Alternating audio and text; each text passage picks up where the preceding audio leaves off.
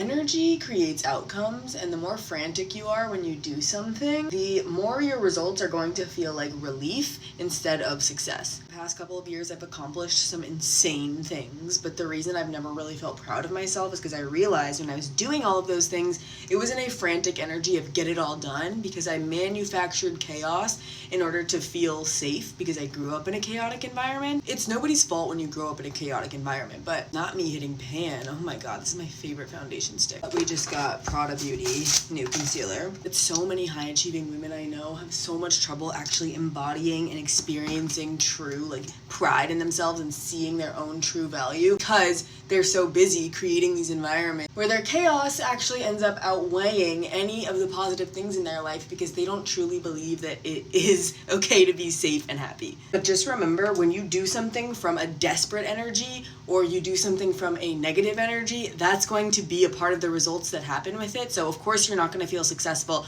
if you're like, oh, I have to do this, and then you create all these standards for yourself that are actually hurting you. So the tiny but absolutely necessary shift I made in my mindset was, instead of when I start to feel overwhelmed, when I start to be like, oh my god, this is going to be so hard, and I get used to that feeling, shifted it to say, oh, I can do that. I remember how much agency I have, and I remind myself of that anytime I start to get overwhelmed, because that is just your ego trying to get in the way of you having a good time. And genuinely, what is the point of being so ambitious and successful if you're not here to have a good time? I've made tiny little shifts like this that have really transformed my life over the past couple of years, from going from super burnt out and overwhelmed with what to do in my career to being someone who's really clear on my mission of helping ambitious material girls live a more intentional life. I cover it all in the Alignment Edit, which is a podcast series on Too Smart for This, as well as an IRL workshop. More details on that are coming soon. No more frantic energy in 2026!